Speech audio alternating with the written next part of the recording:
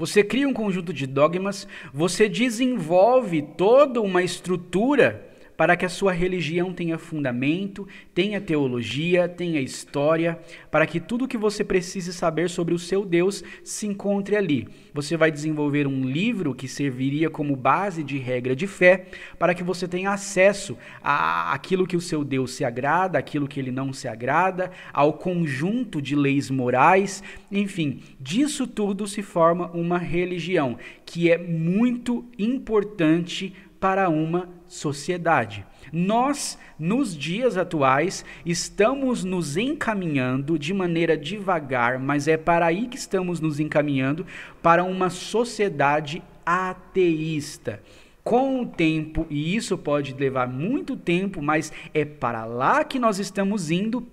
A nossa sociedade está sendo desenvolvida para uma mente, uma consciência global racionalista, que nós estejamos todos entranhados em uma ideia de um mundo onde não existe um ser divino, em que nós somos os seres divinos. A Bíblia já predisse um tempo desse e nós estamos nos encaminhando para lá. É nesse contexto, porém, que vai entrar a passagem que nós lemos no livro de Êxodo, porque Moisés vai ter contato, ele vai ser criado no Egito e vai ter contato com a sua politeísta religião. Ele vai conhecer os deuses que eram adorados ali. E então Moisés ele tem ciência dos hebreus que são escravizados ali na terra do Egito e que esses mesmos hebreus têm um único Deus como fonte de adoração para a sua religião. E, obviamente, no pensamento dos egípcios, os deuses deles eram muito mais poderosos do que um único Deus hebreu. Tanto é que esse povo era escravizado por eles. Moisés, quando ele descobre a sua ascendência, quando ele descobre que, na verdade, ele é hebreu, ele vai buscar conhecimento da sua cultura real. E quando ele descobre que ele tem um propósito, quando tudo é esclarecido para Moisés, ele começa a imaginar o que Deus faria dele, como Deus cumpriria os seus propósitos. Tudo sai do governo de Moisés, embora tudo estivesse sob o controle de Deus, e Moisés foge dali. Essa fuga de Moisés foi importante, porque no deserto o caráter de Moisés vai ser transformado. Deus ele vai remodelar a mente de Moisés no deserto. Moisés ele encontra Midian e ali ele tem contato com uma religião abraâmica, monoteísta, de um único Deus. Afinal de contas, Jetro, que era sacerdote em Midian, ele era descendente de Abraão. Abraão, quando Sara morre, ele se casa com uma mulher chamada Quetura. E dessa união nasce uma pessoa chamada Midian, que vai gerar descendentes, que vai culminar em Jetro, o sogro de Moisés. Abraão ensina os seus filhos que Deus é o único Deus. Eles passam esse conhecimento para frente. E ali, no deserto de Midian, Moisés vai conhecer esse Deus. O diferencial é que Moisés não o estava procurando propriamente dito, mas Deus o encontrou, e é sempre dessa maneira. Não somos nós que buscamos a Deus, não somos nós que encontramos a Deus, é Deus quem nos encontra, é Deus quem se revela para nós, porque se Deus não nos chamar, nós nunca viríamos. Iríamos permanecer eternamente em nossos pecados, mas é Deus quem se agrada de nós e pela sua misericórdia nos elege, nos separa, nos chama, se revela para nós. E ele faz isso com Moisés ali no deserto de Midian. Moisés, certa vez, estava apacentando o rebanho do seu sogro e uma das ovelhas se perdem. Ele persegue essa ovelha que sobe ali no monte, que tinha muitas cavernas. E numa gruta em especial, Moisés, ele tem uma visão que ele fica estupefato. Ele não sabe exatamente o que pensar sobre aquilo.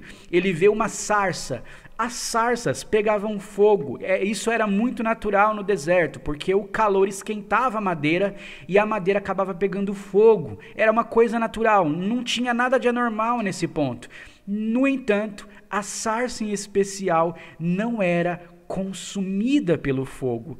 Moisés então ele olha e ele percebe que alguma coisa antinatural está acontecendo ali. E quando Moisés se aproxima daquela sarça, Deus ele para ele. Moisés, não se aproxime. O lugar que você está é terra santa. Tira as sandálias dos seus pés. E é dessa mesma forma que Deus faz com a gente. Porque quando nós nos aproximamos de Deus, nós nos apresentamos cheio de pecados, cheio de orgulho, cheio de soberba. E Deus manda que nós venhamos tirar tudo isso. O Espírito Santo nos purifica. Moisés ele encontra Deus no lugar onde ele nunca imaginou que encontraria, numa gruta, em um monte, no deserto. Deus não está em uma civilização desenvolvida, com uma religião bem estruturada, sendo adorado em templos grandiosos, com uma estátua que reflete a sua aparência. Deus ele não vai ser encontrado por Moisés em uma teologia muito bem constituída, com um livro de regra de fé muito bem montado, sendo discutido por grandes mentes. Não, Moisés ele é encontrado por Deus. Moisés ele encontra Deus em uma gruta no deserto. Deus se apresenta desta forma a Moisés e diz: Moisés, eu escolho você para tirar o meu povo do Egito. E há uma discussão entre eles, você pode muito bem ler, se informar sobre isso no livro de Êxodo, mas vai chegar no ponto que nós lemos aqui. E Moisés, quando ele diz, tá bom, eu vou lá, mas quando eu me apresentar ao povo, o que eu vou dizer para eles? Em nome de que Deus eu vou me apresentar para eles? Então Deus ele fala, eu sou o que sou. Eu sou me enviou a vós. Diga desta maneira, Moisés. Deus poderia ter te falado, ora, diga sim, Deus me enviou a vocês. Deus ele não usa um nome próprio neste momento da sua palavra. Eu sou me enviou a vós. O que Deus quer dizer com eu sou me enviou a vós? Eu tenho certeza que se o contexto dessa passagem bíblica se passasse na Grécia Antiga, na época em que a mitologia que nós conhecemos estava sendo formada, eu tenho certeza que se Moisés fosse um grego foragido e fosse encontrado por uma sarça que queimava, mas não se consumia, e Moisés fosse encontrado nessa gruta, num monte, no meio do deserto, ele perguntaria bem assim, tudo bem, eu vou libertar o povo, mas em nome de que Deus? Em nome de quem eu vou me apresentar para eles? Então aquela figura divina diria, olha só Moisés, diga pro povo, olha só Moisés, eu sou o que sou. Diga mais, eu sou me enviou a vós. E eu tenho certeza que Moisés diria, mas eu sou quem? Eu sou Zeus? Eu sou Poseidon?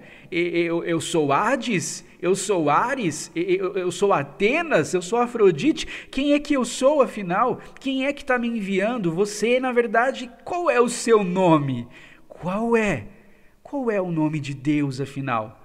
É interessante que se Moisés ele estivesse evocando esses deuses em particular, ele precisaria conhecer quais eram os poderes desses deuses em particular, porque um deus dos mares como Poseidon teria muito pouco poder no meio de um deserto.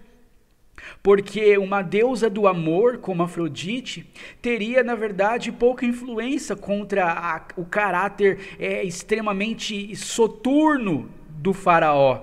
O faraó ali era um homem que tinha um coração endurecido. Talvez o amor não penetrasse ali, palavras de amor como libere o meu povo, não surtiria efeito. Então Moisés precisava saber quem o estava enviando para poder entender o que estaria indo com ele. Que tipo de poder ele poderia esperar para libertar o povo do Egito. E Deus precisava desconstruir aquela ideia de uma religião politeísta que Moisés cresceu conhecendo no Egito. E como Deus faz isso? A primeira coisa, Moisés, diga o seguinte para o povo: eu sou, me enviou a vós. Era uma única pessoa divina. Ele não disse nós somos. Por exemplo, nós, os deuses gregos, estamos indo lá no Egito encarar os deuses egípcios para libertar o nosso povo, para trazê-los de volta para cá. É uma guerra entre deuses. Os deuses da Grécia contra os deuses do Egito. Nós somos. Ele disse, eu sou. Uma única pessoa divina que estava desafiando todos os deuses do Egito. E ao longo da palavra, nós vamos ver pessoas se referindo a Deus, por exemplo, com nomes diferentes. Quais nomes a gente pode encontrar para usar de exemplo, para ver como Deus ele foi chamado ao longo da sua palavra?